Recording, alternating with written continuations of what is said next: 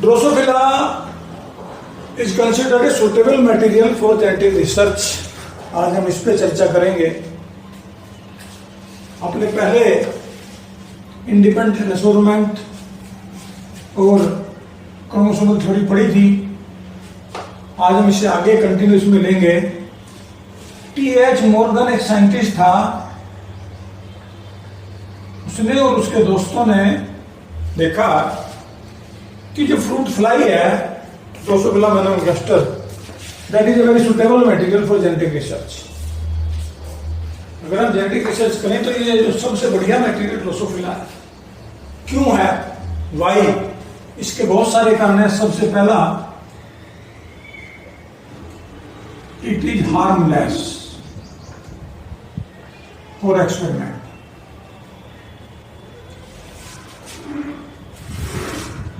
अगर हम एक्सपेरिमेंट करें इस पे तो ये ना तो हमें काटती है, ना ही कोई नुकसान देती है, ना ही टॉक्सिक है, ना ही कोई इसका नुकसान है। दूसरा, it has a very small life cycle.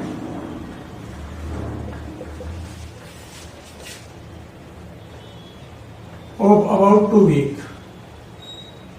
लगभग 2 वीक में ये बड़ी होके रिप्रोडक्शन कर देती है। तीसरा, it produce many offspring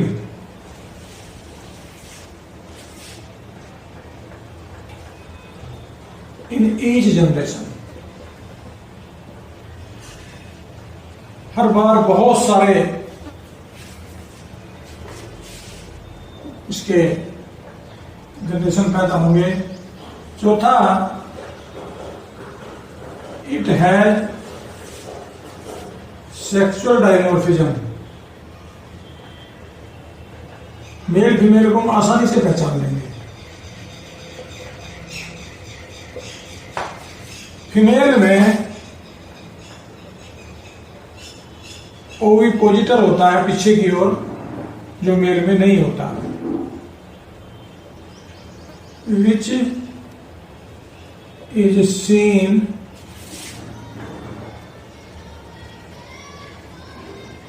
easily by a simple microscope। वैसे भी फीमेल का साइज थोड़ा बड़ा होता है, मेल का साइज थोड़ा छोटा होता है। तो हम जो जितने ऑप्शन पैदा होंगे देखेंगे कितने मेल पैदा हुए और कितने फीमेल पैदा हुए। इसके अलावा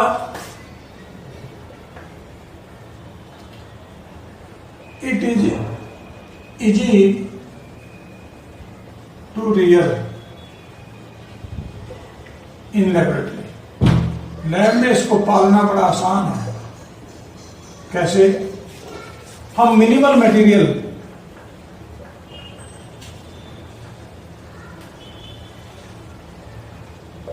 थोड़ा सा ग्लूकोज या चीनी या शक्कर का घोल बना के उसमें डाल देंगे तो ये उसमें उग जाएंगे।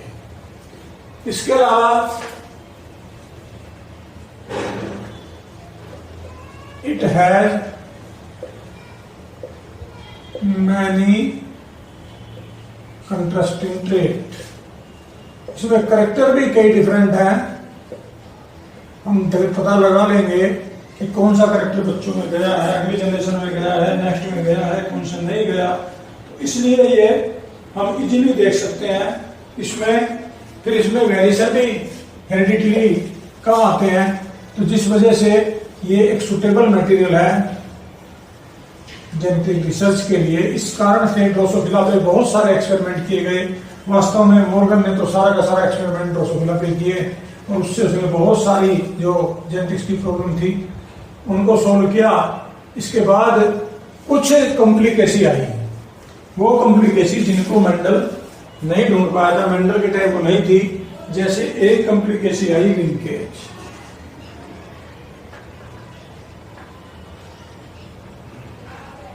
लिंकेज वास्तव में अपोजिट है इंडिपेंडेंट असॉर्टमेंट का।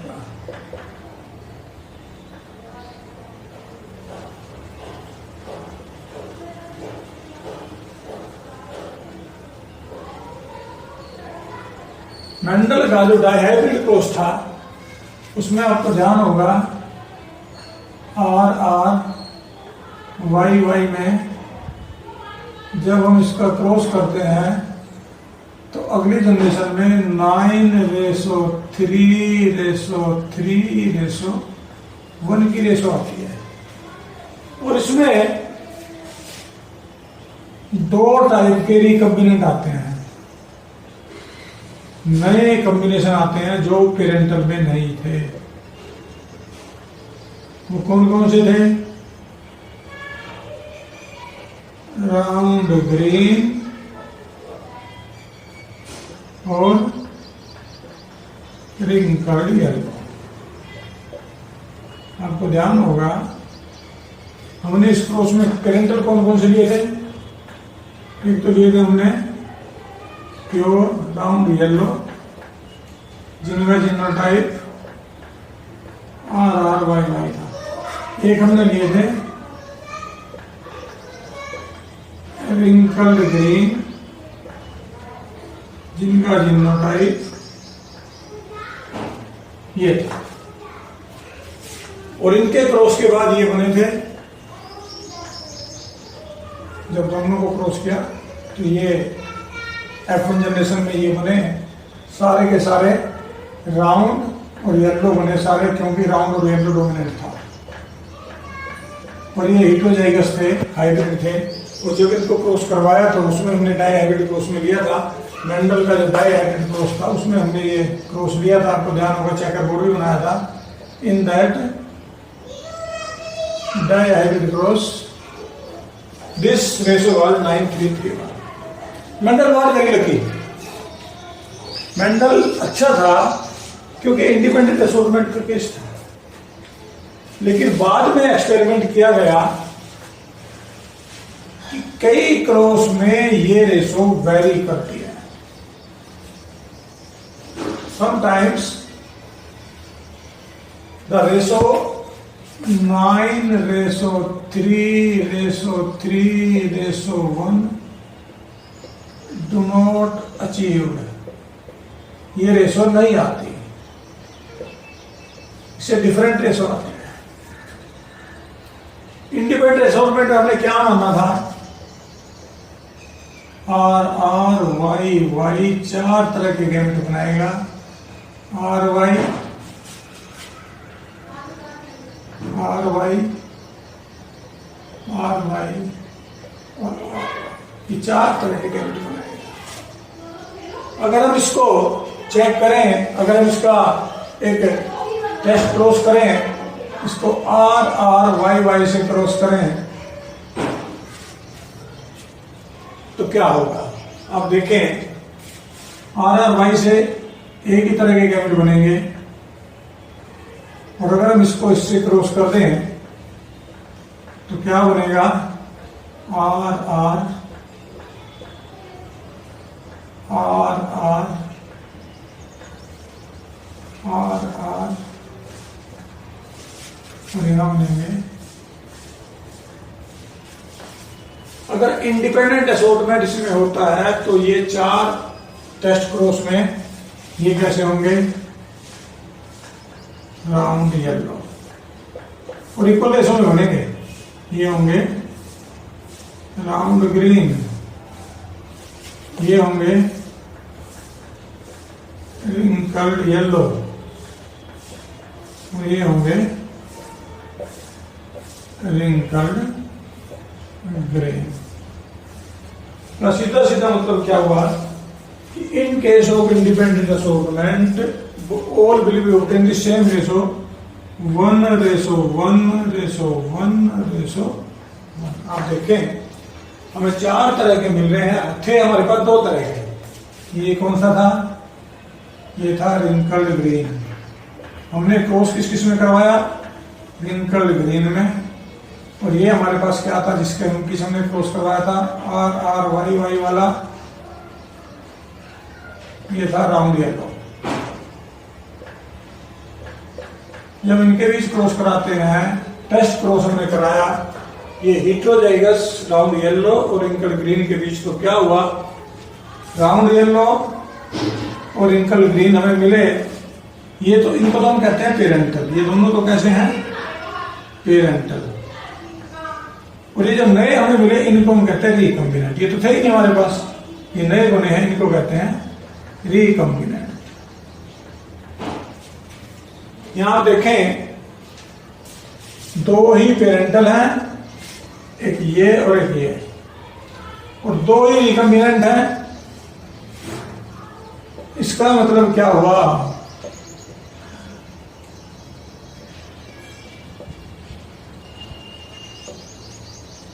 Parental ratio equal to recombinant ratio, both are 50% parental 50% recombinant.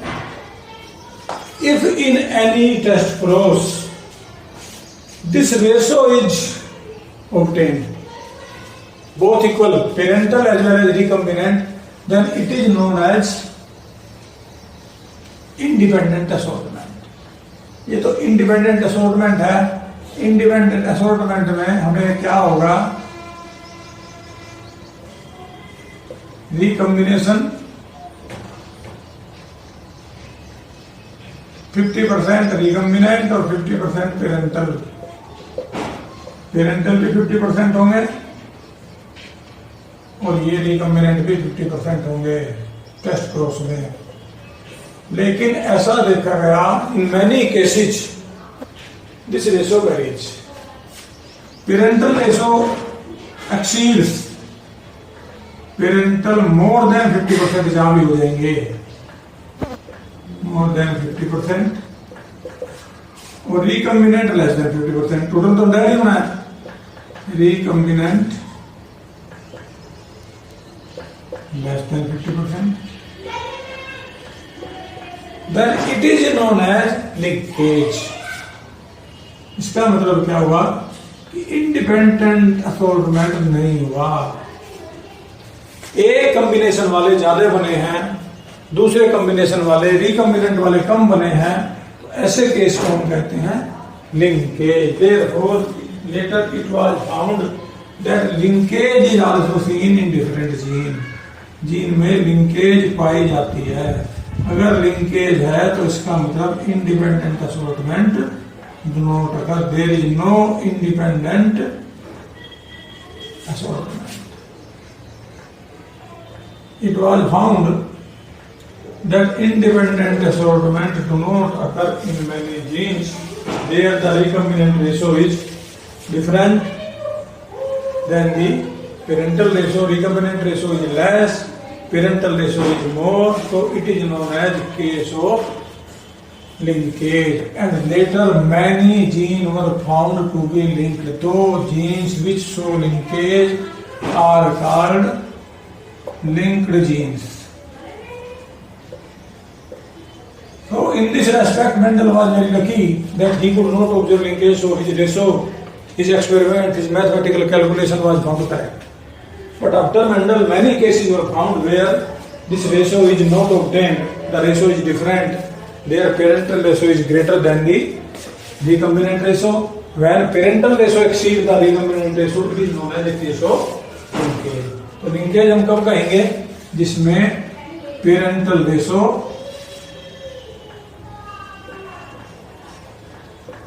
Is greater than the recombinant ratio.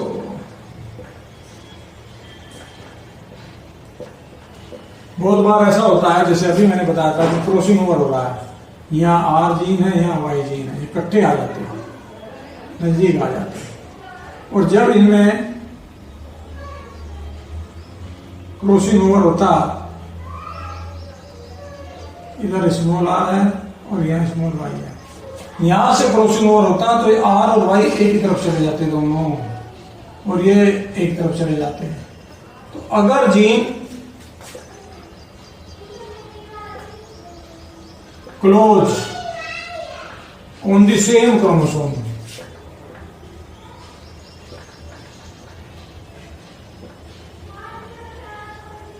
then